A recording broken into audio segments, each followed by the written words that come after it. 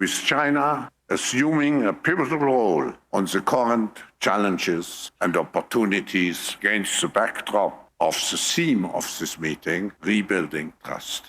Mark Carney isn't working for Canada. Welcome back to Moose and Loose. My name's David. Today, you might be thinking I'm talking about America considering his stocks, but no, I'm actually talking about China. Mark Carney has been unrolling this plan and it's becoming more and more apparent what's happening here. And that's what we're going to take a look at today. His deep involvement in China, what's unfolding with Donald Trump and the tariffs. What we're seeing is the first Canadian Prime Minister actively working for two countries, and one of those is not Canada. Let's jump into this. We're going to start this one off on the chart. As we already know, Mark Carney has a ton of investments in America. I said it 4 months ago, Mark Carney's working for China and he's working for America. And now we're seeing this more and more happen, as we're seeing with his stocks, obviously. I've updated the list here. I believe we have an accurate count now. So Mark Carney has 678 stocks. 8 of those are RRSP holdings, self-administered, 567 investment account stocks, 103 conflict of interest stocks, for a total of 678 stocks. And out of those, roughly around 9 of those are Canadian stocks, or 1.3% of his entire portfolio is in Canada. Disgraceful. So there's some here like North River Midstream and Inter Pipeline in Canada. But these Brookfield ones, often, while they operate in Canada, they're registered in Bermuda or the Cayman Islands, and that's how they dodge taxes. What we're talking about here today is, well, we'll start with this. This is coming from the Globe and Mail. It says, let's free ourselves from the US and forge closer ties with China. Why is the Globe and Mail coming out with this? You can see here, this is just from a couple days ago. Canada's deal with the US to drop the digital service tax, which benefits US tech giants such as Meta, Netflix, etc., and Trump's 35% tariff threats on Canadian goods and encapsulates our current predicament. Washington no longer views Canada as an ally, but rather as a subordinate from which to extract concessions. It's a stark reminder that trade diversification is no longer optional. It's an urgent national imperative. Goes on to say here, Ottawa's building an independent economy. We must build a more reliable political relationship with China that supports access to its growing markets. Oh, really? Why China? Why not Vietnam? Why not Korea or Japan? Why is it China? And China right now is running at the same rate as fossil fuel investment around the world in total. China is building a more resilient economy.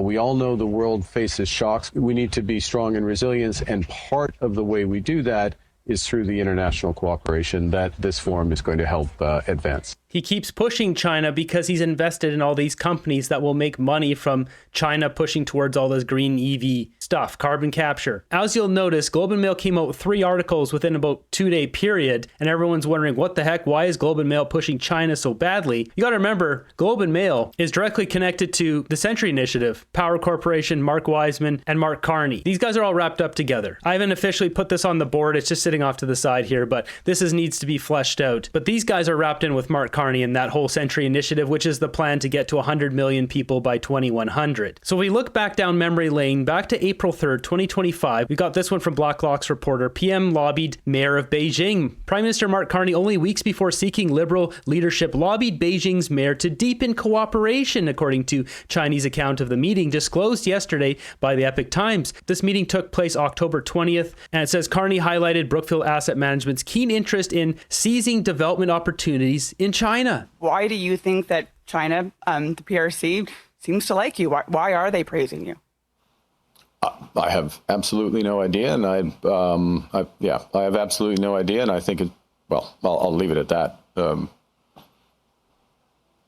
What else happened during this time? Says October 1st, the Liberal government put 100% tariffs on electric vehicles from China. Interesting. Now, with everything unfolding now, and we're seeing all these car icons on here, and Brookfield has a lot of these EV investments. They don't want China mucking this up, so they're strategically working with China to maximize profits. That's what this looks like to me. Mark Carney goes there in October to meet with Xi Jinping as a U.S. business leader representing Brookfield Asset Management. So you can see Mark Carney right there in the center, wining and dining with all of the elites from China. Xi Jinping, here they are, group photo. Mark Carney is right there. This is right on China's embassy website, by the way. Xi Jinping, Mark Carney's right behind, right there. One couldn't forget this memorable moment of Mark Carney meeting Xi Jinping. We got this article from the National Post, resist striking a devil's bargain with Beijing. So this article goes on to talk about long-term, this will hurt our security, sovereignty, and values as a country. CSIS had candidly assessed that Beijing and the Chinese Communist Party pose an enduring threat to Canada by espionage, hacking, strong-arm tactics, transnational repression of diaspora communities, influence peddling, coercion, elite capture, strategies, election interference, and intellectual property theft, and other clandestine means. Beijing poses far and away the greatest counterintelligence threat to Canada, CSIS has determined. Why would Mark Carney want us to get closer to China if this is the determination coming from CSIS, our security intelligence department, that we should be staying away from them? We're fighting to get the best deal for Canada, and we will take all the time necessary, but no more than that. At the same time, we are building new trade relationships around the world. Those new relationships will make us more resilient. Oh, really? They're going to make us more resilient, or they'll make you more money? You recently had a call with the Chinese Prime Minister as well. Do you trust China? We have, this is the start of a process of recalibrating the relationship with China. It's very important that we reopen dialogue with Chinese authorities for several reasons, but I'll focus on a few. They are our second largest trading partner, the second largest trading partner for Canada. We have a number of trade disputes with China. Farmers across this country, fishers across this country are being affected by Chinese tariffs. Newsflash, they're still being affected by those tariffs. Our trading relationship with China should be strictly that, trade. Mark Carney wants to integrate us so deeply, I wouldn't be surprised if he wants us to become the next province of China. And yet right here on the Foreign Affairs Office for Hong Kong Macau Affairs and the People's Government of Beijing Municipality website, right at the bottom, we've got Mark Carney here. During the high-level dialogue, Zhao engaged in discussions with Mark Carney, chair of Brookfield Asset Management and former governor of the Bank of England. And what came from those meetings with Mark Carney? Well, the Bureau has it here. Sam Cooper reporting they examined the investments and loans accumulated in China by Brookfield Asset Management, $900 million Canadian investment fund Carney chaired until he ran for the Liberal leadership. Brookfield held over $3 billion in politically sensitive investments with China state-linked real estate and energy companies. And what happened when Mark Carney became Prime Minister? On March 23rd, Carney visited Governor General Mary Simon and asked to dissolve Parliament and call an election. As soon as Mark Carney calls an election, what happens? Bruce Flatt, the CEO of Brookfield, you can see down here, Bruce Flatt, CEO of Brookfield Asset Management, the same day is meeting with He Lifeng, member of the Political Bureau of the Communist Party of China Central Committee. These guys are coordinating this. They're using Canadians. I don't know how many times I have to tell this to liberals out there. Liberals are getting used. And what does Mark Carney have to say just a week and a half later when he's talking about the Canadian economy? He starts planting these seeds. Reimagine our economy for the medium term. This is nothing new, though. Mark Carney's been talking about China and how we need to integrate for years. This clip is about a year earlier than the last one. As companies become more integrated, their operations in China become more integrated internationally, and we need data to be able to flow across borders, and some important initiatives have been taken there. Jumping back to the Globe and Mail, putting out this article that people have been calling out, let's forge closer ties with China. The Globe put out 3 different articles. China steps in as U.S. pulls back from diplomacy. China's economy grows steadily despite Trump's trade war chaos. They're painting this picture that we should be doing more business with China. We should more integrate with China. Are we going to become a state of China? And someone posting the comments here, there's another one. China sees slight uptick in global popularity while views of the U.S. sour, study finds. That's 4 articles within 48-hour period shining a positive light on China. Mark Carney and Bruce Flatt must have been concocting this plan for years to build up this carbon capture, all this nonsense stuff, build up the companies, start doing deals with China, get them on board, and push this new green economy that they can corner the market on because they're getting in on the ground floor. They've used the climate hysteria to fear people into wanting to invest and support all these kind of companies. They're the first ones in. They got China on board so they can profit off of it too, not to mention make a bunch of this stuff like solar panels, wind turbines, all that kind of stuff. And meanwhile, the entire time, Mark Carney hasn't put all his eggs in that basket. While he's got a lot of money in that, he's still got his hedges in the American economy, oil and gas, because he doesn't know if it's going to work. And China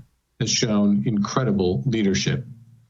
With President Xi's historic commitments to peak emissions by 2030 and to decarbonizing the Chinese economy, by 2060 at the latest. China decarbonizing by 2060. They're both on the same page. They're running this green grift together. Here he is from probably 8 to 10 years ago. It says March 14th, 2025. This clip's at least from like 8 or 10 years ago. In response to the crisis, we built up a network of swap agreements amongst the major advanced economy central banks in order to provide that. And recently, we've recognized that network of swap agreements shouldn't necessarily be limited to the G7 economies.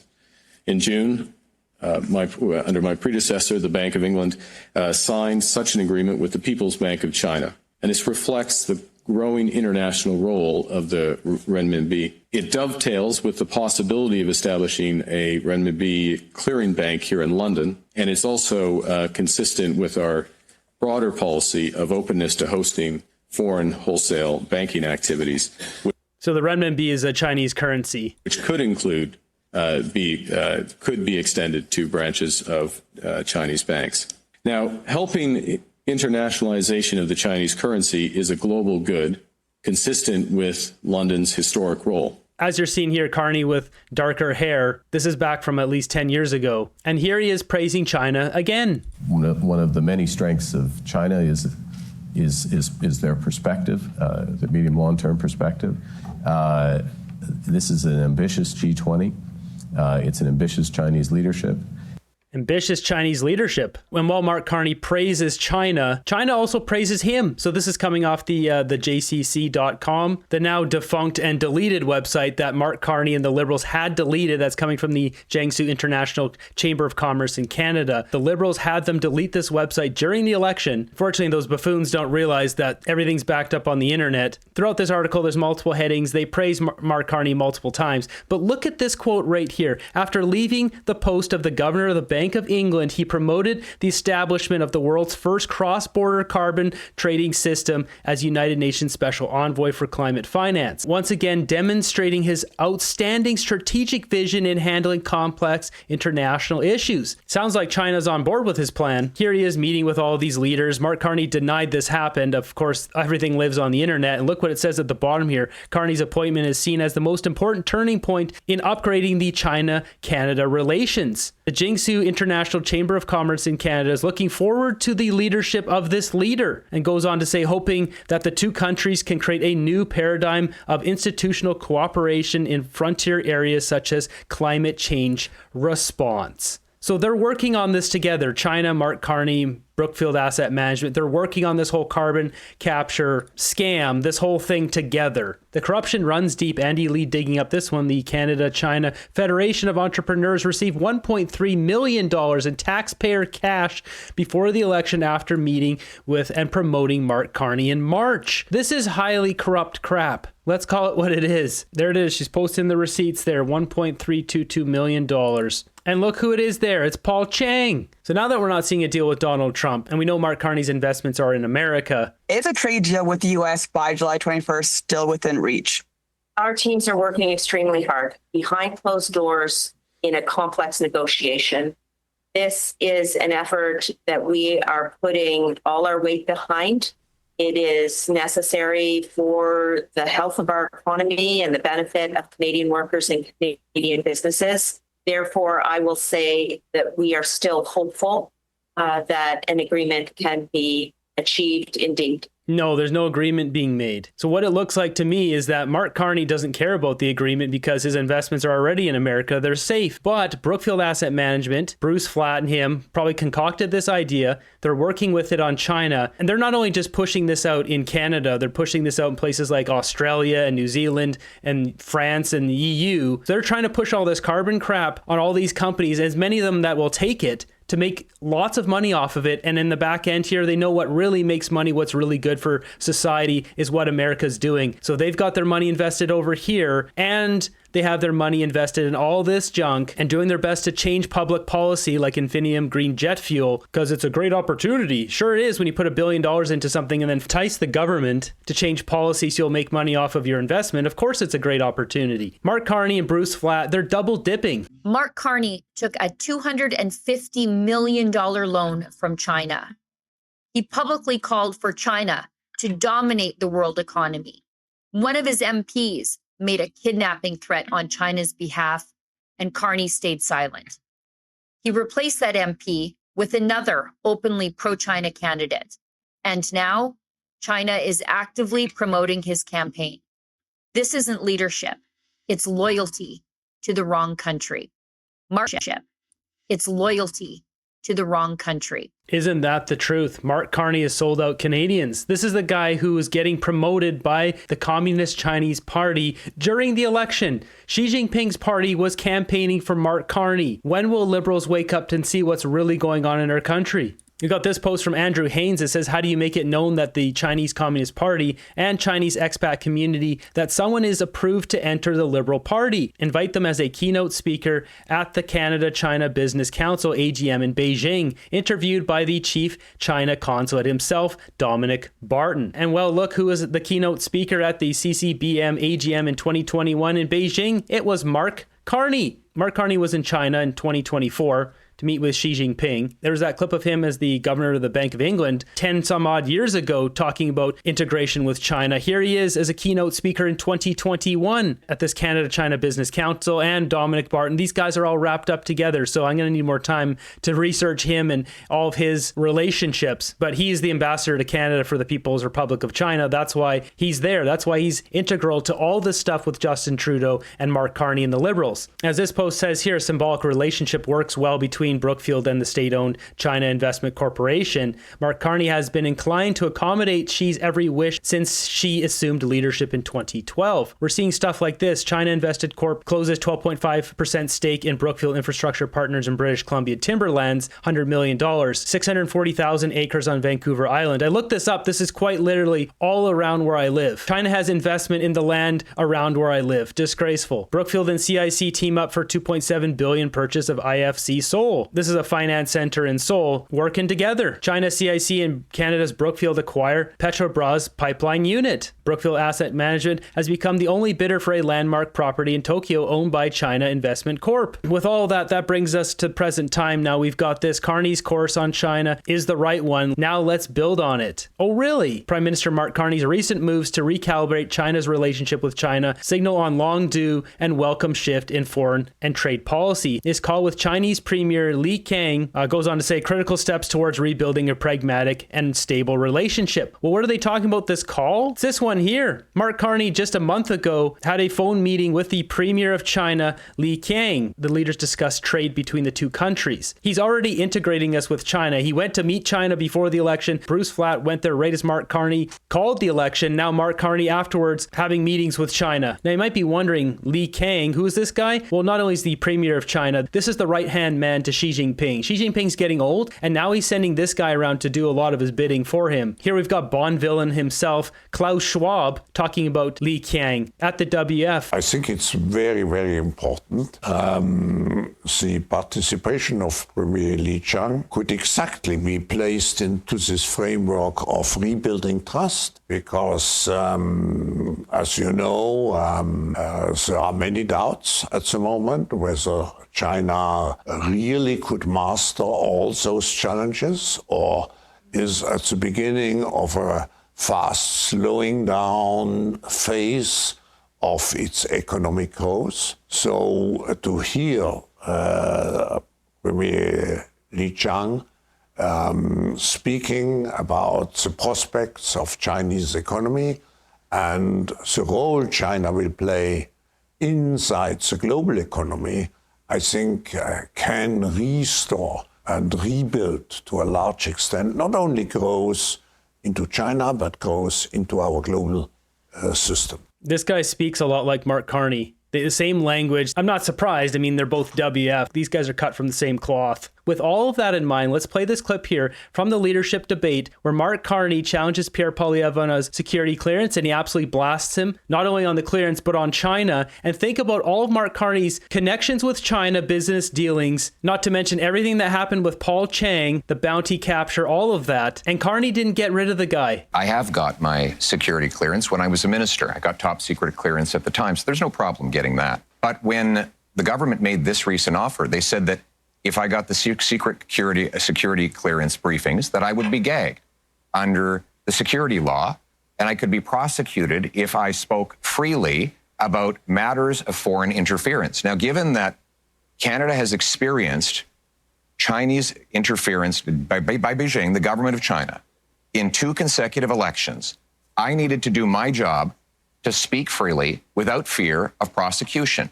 And that was not something I would be allowed to do. Even Thomas Mulcair, the former leader of the NDP, said that when he was the leader of the opposition, he never would have accepted the kind of gag order that your government and Mr. Trudeau's government was attempting to impose on me. And it's good that I'd made that decision, because it has allowed me to speak freely about things like the case where one of your candidates, sir, actually said that he wanted to send a political opponent to China under a bounty threatening his life or imprisonment, and you refused to get rid of him. Now, it might have something to do with the fact that you went to China not long ago to get a $250 million loan for your company.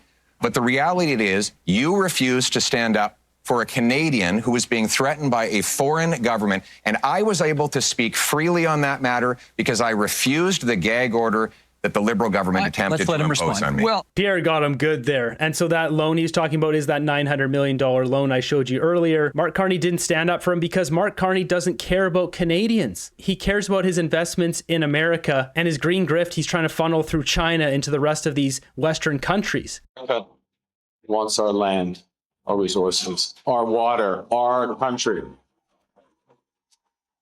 Never. President Trump is trying to break us so that America can own us. That will never, ever happen.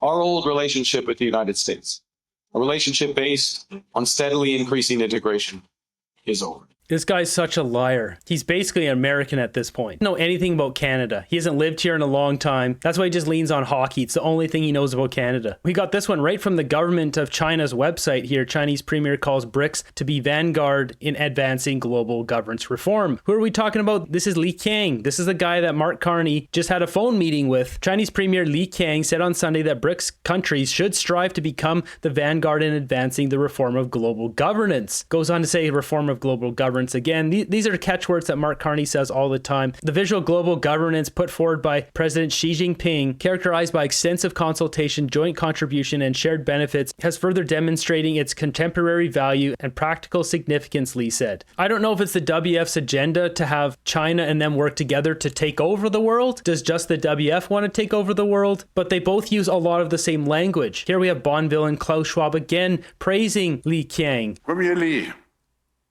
you had an illustrious career in public service. You started your career in your hometown of Wuyan, Zhejiang province, and rose through the ranks to become leader of 3 of the most economically vibrant regions of China: Shanghai, Jiangsu, and Zhejiang. You were elected Premier of the State Council in March 2023, and you have been instrumental in steering China through economic recovery, fostering social stability, and championing green development. Just remember, Mark Carney just had a meeting with that guy. Klaus Schwab's praising him, just talked about green development. Premier Li, you are widely recognized as a pro-business and pro-reform leader, with China assuming a pivotal role as the world's second largest economy. We are, of course, all keen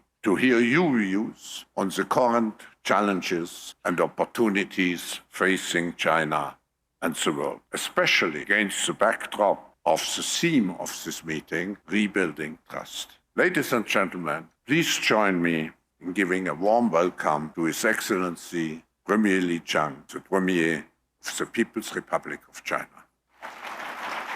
So these guys are definitely working together. Mark Carney just had a meeting with this guy. We have all this news coming out from the Globe and Mail, trying to sway public opinion. Let's free ourselves from the US and forge closer ties with China. Is this a planned push, not doing a deal with Donald Trump and trying to push Canada closer to China? Sure looks like it.